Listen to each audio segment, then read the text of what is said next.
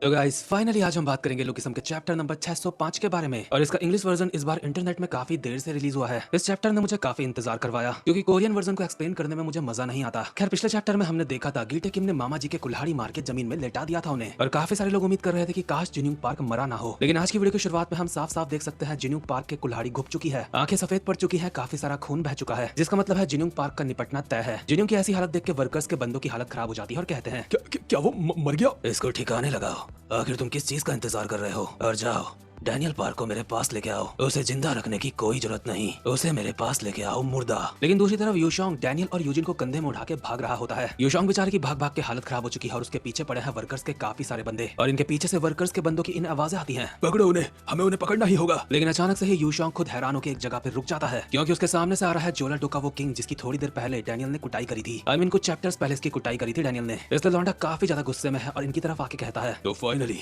तुम लोगों का भागना दौड़ना खत्म हो गया, ऐसी बात है तो अब वक्त है मरने का। वैसे भी पिछली बार का मुझे तुझसे काफी सारा हिसाब किताब चुकाना है। लेकिन चैंगसू डैनियल की तरफ बढ़ते हुए कहता है, उसने कहा था हमें ज्यादा लालची नहीं होना है, रुक जा, वैसे भी ये लोग मरने ही वाले हैं। यूजिन और डैनियल पार्क, तुम लोगों ने यहाँ तक भाग के काफी अच्छा करा, लेकिन अब तुम मरने के लिए तैयार हो जाओ। बट चैंगसू के पीछे से एक छपरी आता है और उसके कान में खुसफुसाते हुए कहता है, सर चैंगसू कुछ ऐसा है जो आपको पता होना चाहिए। अबे साले ऐसा अचानक से मत आया कर, मैं फालतू में ही डर रहा था। लेकिन सर मैं आपको बताना चाहता हूँ जिन्यूंग पार्क मारा गया। ये बात डैनियल भी सुन लेता है और ये सुन के उसके होश उड़ जाते हैं, इसलिए अपने मन में कहता है, क्या अंकल अब नहीं रहे? लेकिन चैंगसू डैनियल की तरफ बढ़ते हुए अपनी कोट से एक चाकू निकाल कर कहता है, उस मैक्सिकन बंदे ने सच में यह करके दिखाया। मैंने उम्मीद नहीं करी थी वो इतना ज्यादा थका होने के बावजूद भी मिरर किंग को मार देगा। लेकिन अभी अगर मुझे ऑर्डर्स फॉलो करने होते तो मैं तुम लोगों को जेम्स ली के पास लेके जाता, लेकिन मैं नहीं चाहता तुम जिंदा रहो, क्योंकि मैंने अगर तुम लोगों को मारा नहीं तो कल के दिन तुम वापस आओगे बदला लेने। वैसे भी पहले ही टॉम ली की वजह से मेरी नींद हराम हुई पड़ी है। लेकिन डैनियल यूशोंग को कहता है, भाई मुझे जमीन में रख दे नीचे। डैनियल की बात सुन के यूजिन कहता है, डैनियल पार्क आखिर तुम ये क्या कर रहे हो? तुम अपनी ऐसी हालत में उससे फाइट नहीं कर सकते। यूजिन बोल भी सही रहा है, डैनियल खड़ा होने के भी लायक नहीं। वो जमीन में नीचे उतर तो गया है लेकिन उतर के भी रेंग ही रहा है और खून थूक रहा है लगातार, और अपनी ऐसी बेकार हालत में खुद से कहता है अपने मन में, ये भी सबसे ज्यादा बेकार चीज हो रही है। ऐसा लग रहा है मेरे शरीर के अंगों ने काम करना बंद कर दिया है, मैं तो अभी ठीक से सांस भी नहीं ले पा रहा हूँ। आखिर मैं ऐसी हालत में इन लोगों से कैसे लड़ूंगा? मेरे शरीर का दर्द उसकी हदों से पार जा चुका है, मैं उठ नहीं पा रहा हूँ।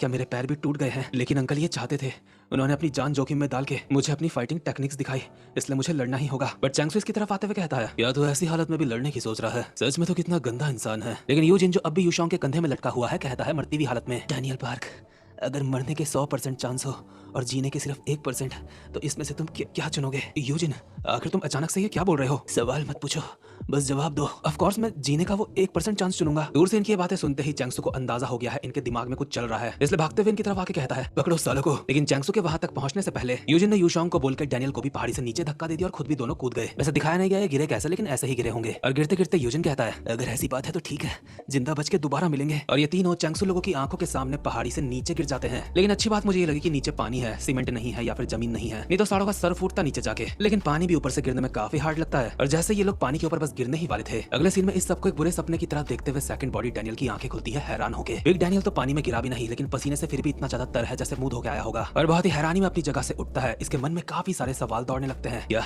मैं अपनी इस बॉडी में उड़ गया? लेकिन आखिर मैं भी अपनी इस बॉडी में क्यों जाग रहा हूँ? क्या मेरा दूसरा शरीर बेहोश हो गया है? लेकिन कैसे? क्या ये पानी में गिरने की वजह से हुआ या फिर काफी ज्यादा खून बहने की वजह से? एक मिनट, ऐसा भी तो हो सकता है कि मैं बेहोश नहीं हुआ। नहीं, मैं ये नहीं मान सकता, मैं मरा नहीं हूँ, या फिर ये सच है? डैनियल का सर फटा जा रहा होता है ये सोचते हुए कि शायद उसकी फर्स्ट बॉडी निपट चुकी है। और इसके अगले सीन में हम देखते हैं एली जैंग को, जो फर्स्ट जनरेशन के एक बंदे की छाती में लात मार के कहता है, चल बे बोलना स्टार्ट कर, तेरा असली मकसद क्या है? क्या वो वर्कर्स को खत्म करना था? इस बंदे की गर्दन में लात लगी हुई है, फिर भी कहता है, हम बस ऑर्डर्स फॉलो कर रहे हैं, हमें बाकी नहीं पता। लेकिन अभी अभी मुझे एक बहुत ज्यादा दिलचस्प कॉल आई है, तुम्हारे मालिक लोग वो डैनियल और यूजिन है ना? मुझे पता चला है अभी अभी वो दोनों मर चुके हैं। ये सुन के एली हैरान हो जाता है। और दूसरे सीन में जोहान ने जिन बंदों को पेला है वो भी जोहान को यही बताते हैं। जोहान कहता है, क्या डैनियल पार्क नहीं रहा? क्या बकवास है, यूजिन और डैनियल पार्क इतनी आसानी से नहीं मर सकते। जिसने भी तुम लोगों को ये खबर दी है वो गलत है। और इसके अगले सीन में कुरोदा र्यूहे को भी यही बात बताई जा रही होती है कि वो दोनों निपट चुके हैं। कुरोदा के सामने वाला फर्स्ट जनरेशन का बंदा कहता है, ये सच है, वो लोग एक पहाड़ी से गिर के मर गए, कोई नॉर्मल इंसान भी वहाँ से गिर के मर जाता, लेकिन वो लोग तो पहले से मरने की हालत में थे। वर्कर्स हेडक्वार्टर्स के सारे बंदों ने जिन्होंने उन्हें धोखा दिया था ये सब उन्होंने देख लिखा है। शीनू ये सुन के हैरान होता है कि वर्कर्स ने यूजिन को धोखा दे दिया, बट फर्स्ट जनरेशन वाला कहता है यूजिन तो शुरुआत से ही हमारा टारगेट था, लेकिन उसकी बाकी की एफिलिएट्स के ऊपर हमला करने का प्लान चैंगसू का था। यूजिन अब नहीं रहा,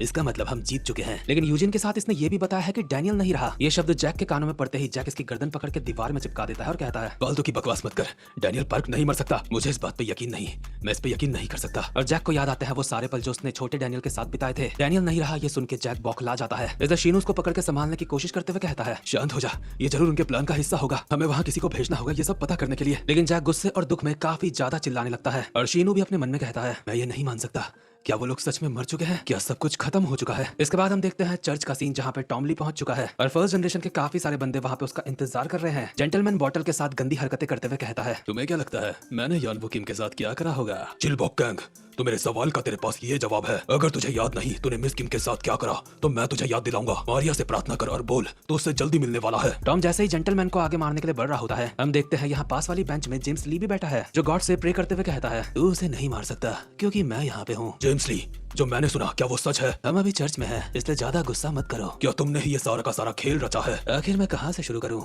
ऐसी काफी सारी बातें हैं जो मैंने तुम्हें बताई नहीं। फॉर एग्जाम्पल तुम्हें टारगेट करने का ऑर्डर देना, या फिर यॉनवू किम को पकड़ने का ऑर्डर देना, या बेकोनो को खत्म करने का, या फिर गैब्रियन किम को खत्म करने का। ये बातें सुनकर टॉम इसके ऊपर खतरनाक सा पंच बजा देता है जिससे वो बेंच टूट जाती है जिसमें जेम्स बैठा था। बट जेम्स बहुत ही आसानी से इसके हमले से बच चुका है और इसके गाल में हाथ लगा के कहता है इतना जोश में मता, तू देख रहा है ना आज मैं बिजी नहीं हूँ, मुझे वर्कर्स के शिकार को खत्म करना होगा। लेकिन यार जेम्स ने जिस नजाकत के साथ टॉम के गाल में हाथ लगा रखा है ना, ये देख के दोनों मुझे हस्बैंड वाइफ लग रहे हैं। जेम्स वो वाइफ लग रही है जो अपने पियक्कड़ पति को बहुत प्यार से कहती है अजी बस करो ना, इतना गुस्सा सही नहीं। खैर गाइस इसी के साथ ये चैप्टर यहीं पे खत्म होता है। उम्मीद करता हूँ कि आपको आज की वीडियो अच्छी लगी हो। इसलिए